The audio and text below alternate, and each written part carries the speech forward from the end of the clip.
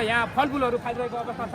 यहाँ प्रहरीहरूलाई पनि अझ अचम्मको कुरा के छ भन्दा प्रहरीलाई यो घटनाको विषयमा थाहा छ तर प्रहरीले आउन दिइरहेको छैन। एक जमात युवाहरूले त्यहाँबाट प्रहरीहरूलाई रोकिरहेका छन् भने अर्को जमात युवाहरूले यहाँ भाटपट्टि तोडफोड गरिरहेका छन्। तपाईँले तिनकुनेमा देख्नुभयो भने तिनकुनेमा एउटा घर नै फोरेको अवस्था छ, घर जलाइएको अवस्था छ, रेस्टुरेन्ट साइडका घरहरू फोरिएको अवस्था छ।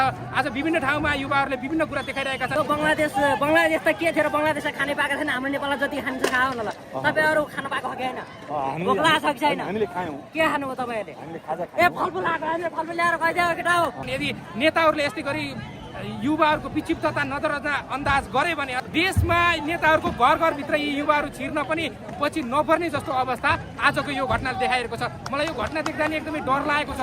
यो के भइरहेको छ, यो मास डिप्रेसन जस्तो के स्थिति आइरहेको छ युवाहरूमा। यता युवाहरू जम्मा भइरहेको बेलामा चाहिँ असुर ग्यास हालिसके पछाडि युवाहरूमा त्यता कार्यक्रममा जान नपाएका युवाहरू आएर यहाँ भाटपट्टि तोडिरहेका छन्। भाटपट्टि मात्र होइन, काठमाडौँको विभिन्न ठाउँमा युवाहरूले भयानक क्रियाकलापहरू देखाइरहेका छन्। दर्शकवृन्द, हामी तपाईँलाई देखाउँछौँ, अन्तिमसम्म हेर्नु होला।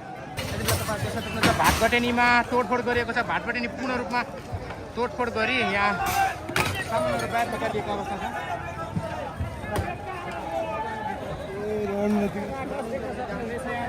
तपाईँ देख्न सक्नुहुन्छ भाटपटेनी पुरै यस्तो भएको छ। दर्शकवृन्द, तपाईँ यहाँ देख्न सक्नुहुन्छ तलपट्टि तोडफोड गरिएको छ। भाटपटेनी भने पुरै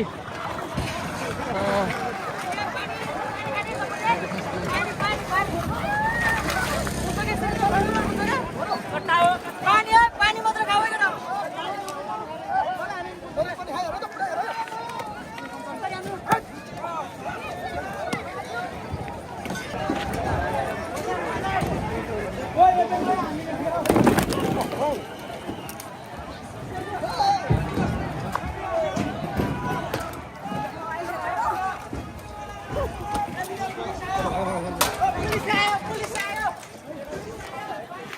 भाई हेलो